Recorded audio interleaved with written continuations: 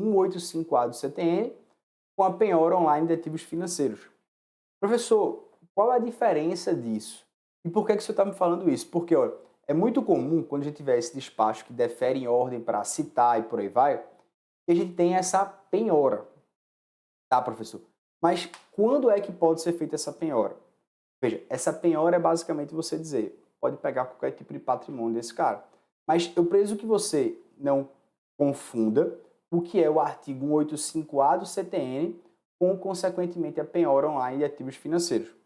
Mas, professor, eu ainda não cheguei na parte de penhora. Eu estou falando com você agora sobre o que é essa penhora.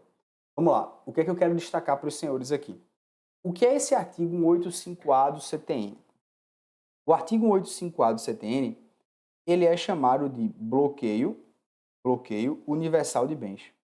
Bloqueio universal de bens.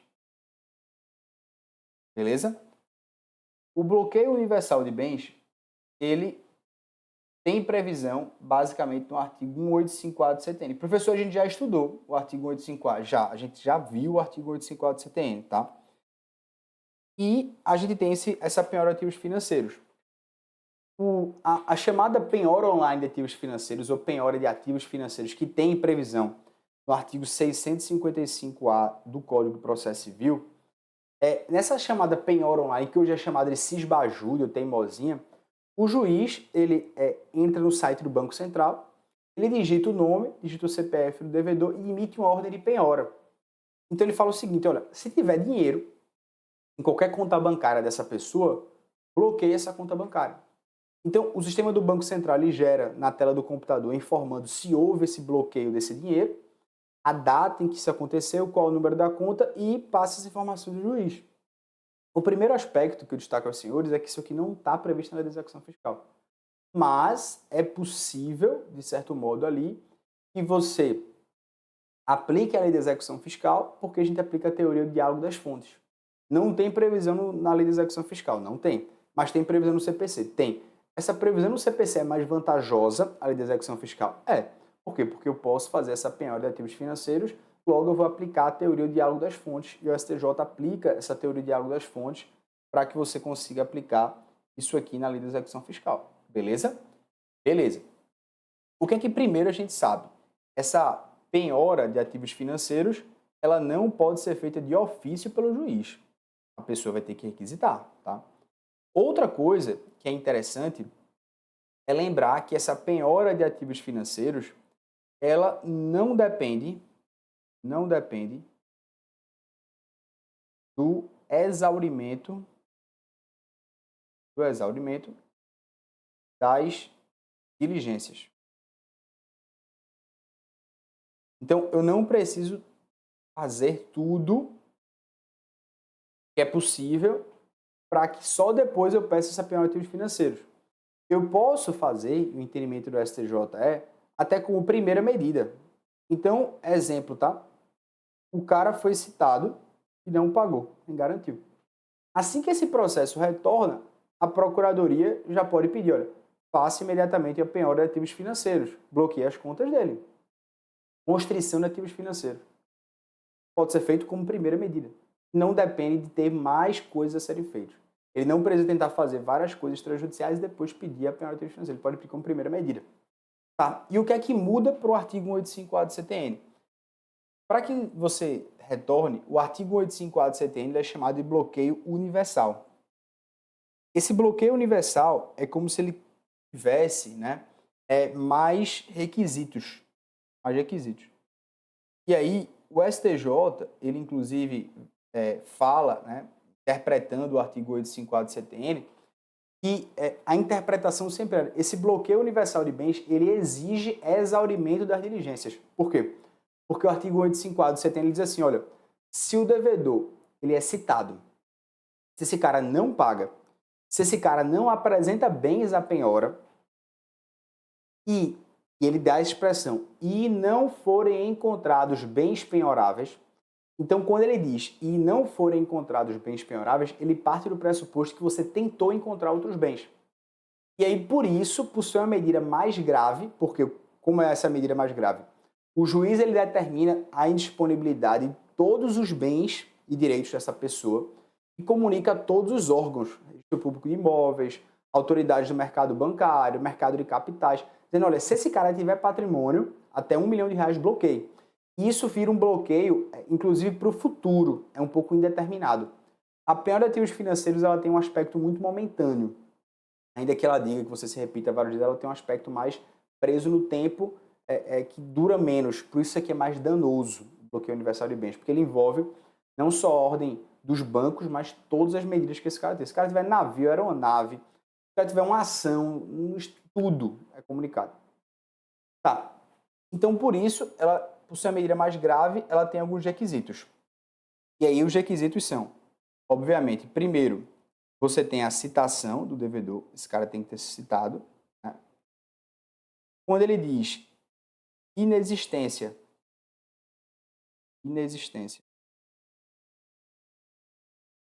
de pagamento ou bens penhoráveis,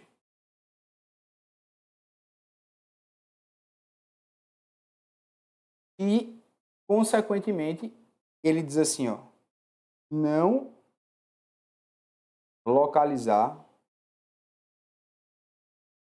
bens penhoráveis. Então, eu quero destacar isso aqui para o senhor. Né? Essa indisponibilidade, e acho que eu até posso colocar o seguinte, para não ficar repetitivo, em vez de botar inexistência de pagamento, você pode dizer um esgotamento da diligência. Vamos dizer assim, esgotamento de diligências.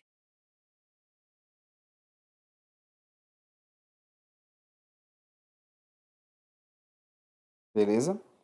O que seria esse esgotamento de diligências? Então, esse esgotamento de diligências, você só pode, citou o cara não pagou, não prestou bens, esgotar a diligência, exaurir a diligência é o quê? Uma das medidas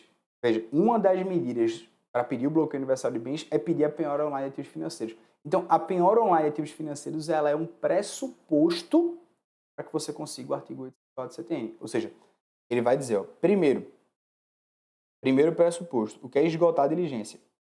É você ter a penhora online, você ter pedido a penhora online para você mostrar que você tentou pegar um patrimônio.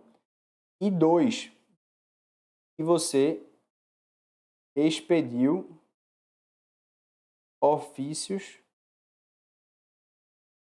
aos registros públicos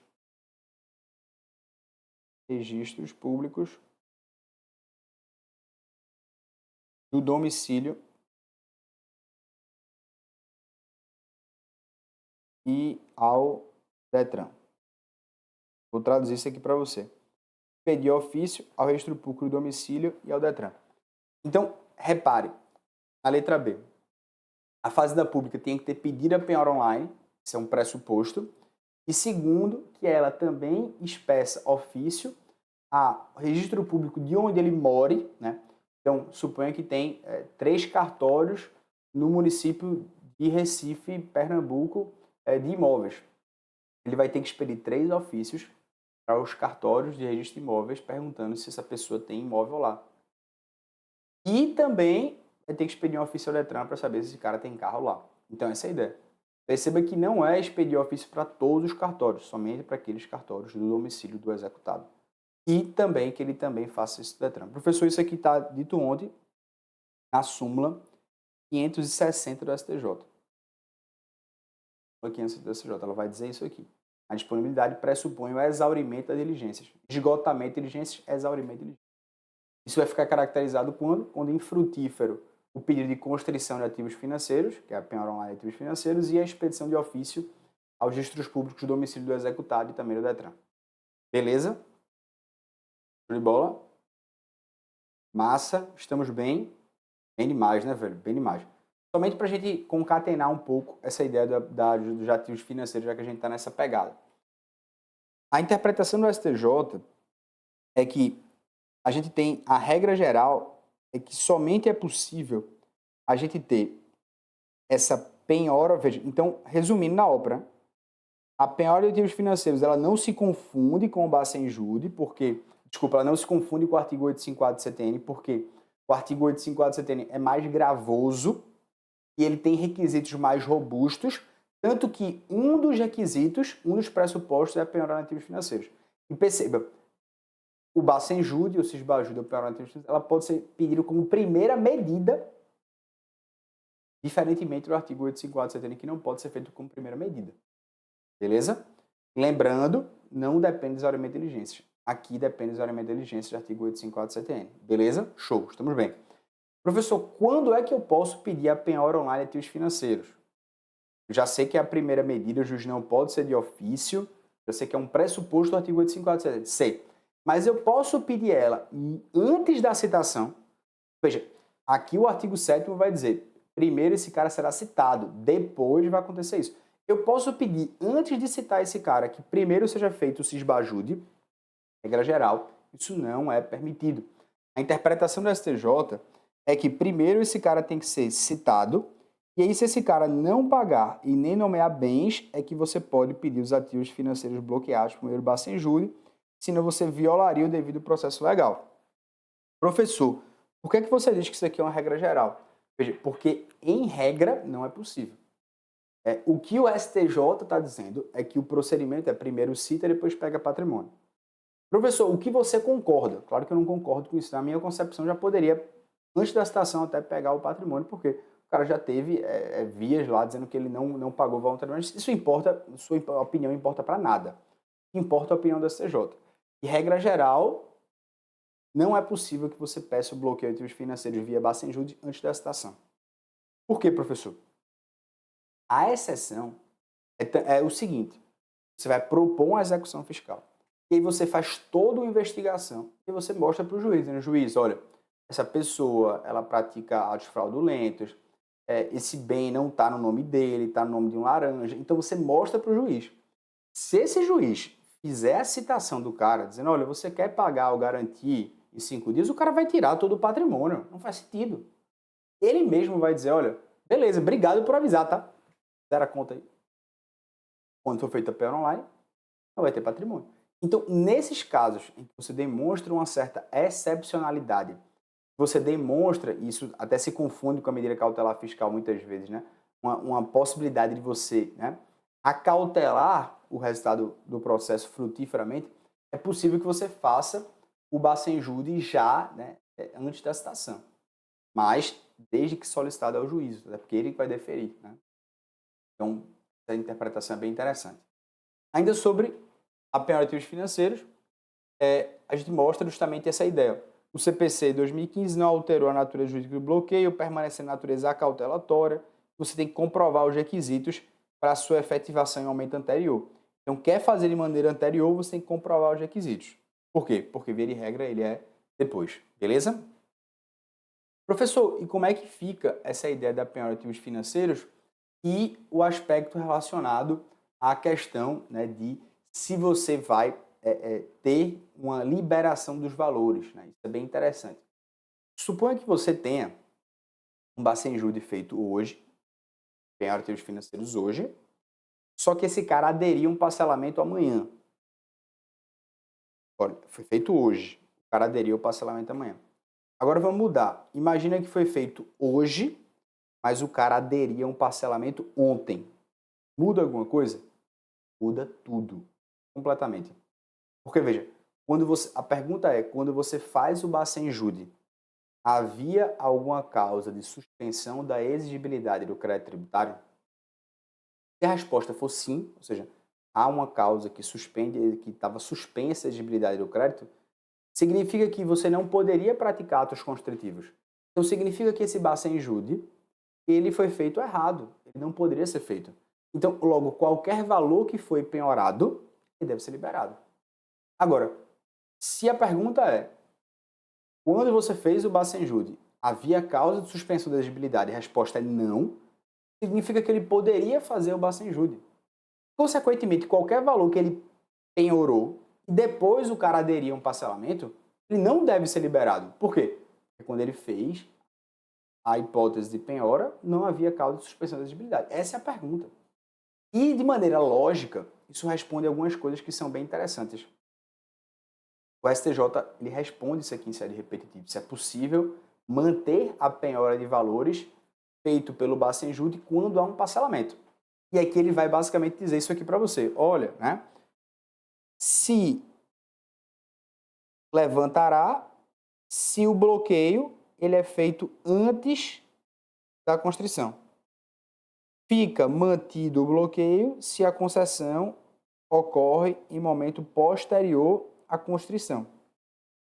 Ressalvada nesse caso a hipótese excepcional de substituir a penhora online por fiança bancária ou seguro garantia diante das peculiaridades do caso concreto, mediante comprovação irrefutável, cargo executado e aplicação da menoridade. Veja, você pode pegar o dinheiro, leve o dinheiro, se você faz o Bacenjude antes de ter a constrição. Veja, eu não estou entendendo nada, viajando total. É isso que eu lhe disse, velho. Bacenjude feito hoje. Amanhã o cara entra num parcelamento. O cara fez um... Eu posso desenhar até para você ficar mais fácil. Veja. Suponha que você faz hoje e pega 100 mil reais, certo? Pegou hoje, beleza? Se você faz hoje a penhora, suponha que amanhã o cara vai lá e fala, meu irmão, eu fiz um parcelamento. Eu peguei a dívida que eu tinha de 100 mil reais contigo e eu vou parcelar ela em 60 meses. Então eu estou pagando aqui os 60 meses. E eu queria que você liberasse 100 mil reais. Veja, por que nessa hipótese a gente não libera o valor, segundo o entendimento do STJ? Claro, ele fala de maneira excepcional, né? Somente se ele quiser substituir por outra coisa. Assim. Mas por que não libera? Porque, veja, peguei 100 mil reais ontem, que a causa não estava suspensa. Se amanhã o cara adere a um parcelamento de 60 meses e fala, ó, libera meus 100 mil reais que estão presos, por que não faz sentido você liberar? Porque, veja, pode ser que esse cara que parcelou em 60 meses, ele pague a primeira parcela e deixe de pagar o resto, como isso já aconteceu. Ou seja, ele falou, libera meus 100 mil reais, porque eu entrei num parcelamento. O parcelamento prevê 60 parcelas. Ele paga a primeira parcela, libera os 100 mil reais e na segunda ele some, meu irmão. Isso pode acontecer? Pode, e acontece na prática. Então, por isso que a pergunta é, quando foi feito a penhora hoje, por exemplo, a causa estava suspensa ou não suspensa? Não estava. Então, mantém. A regra geral é mantém, salvo você poder substituir por fiança bancária ou por seguro, mas a garantia vai ter que estar preservada. Por quê? Porque quando você fez a constrição, havia viabilidade. E ponto. E ponto, ponto. Agora, se o cara, né, veja, hoje penhora 100 mil reais, mas ontem, o cara aderiu a um parcelamento. Então, veja, quando foi feita o bloqueio do Bacenjude, não tinha causa. Não tinha causa, não era possível fazer. Pô, o cara fez o parcelamento ontem. Então, eu já parcelei aquilo aí. Depois, amanhã, chega uma pior na minha conta. Que danado é isso, velho? Eu não negociei, não fiz o acordo, não tá tudo certinho. Então, não faz sentido. E aí, por isso, nesse caso aqui, se ontem é feito o parcelamento e hoje é feita uma penhora, libera os 100 mil reais imediatamente. Por quê? Porque quando feita a penhora, não havia exigibilidade. A causa estava com exigibilidade suspensa. Beleza? É assim que você interpreta esse caso. Totalmente. Esse efetivo e muito importante sobre as penhoras. Beleza? Estamos bem? Show de bola? Vamos lá. Simbora, meus amigos. Só o fiado da muriçoca, viu? Vamos lá.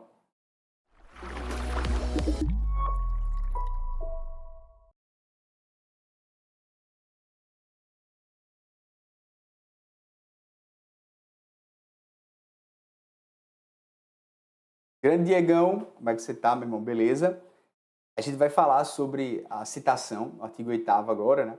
E aí, quando eu for falar sobre o artigo 11, sobre as formas de penhora, eu vou falar sobre essa questão dos juros, beleza? Não se preocupa não. A gente vai concatenar eles agora em ordem sequencial. Vamos só fazer um intervalo, e a gente volta no intervalo e a gente continua aqui sobre as disposições da lei de execução fiscal. A minha vontade, e isso vai acontecer, tá? É a gente finalizar a execução fiscal, acabar com pressão intercorrente hoje, né? E já ver alguns julgados de execução fiscal. de maneira que vai ficar para o que vem a gente pegar medida cautelar fiscal, embargos de execução, assino para executividade. Mas hoje nós terminamos a execução fiscal propriamente dita. Tá? Então volta no intervalo aí com todo o vigor para que a gente esteja firme e forte na luta. Beleza?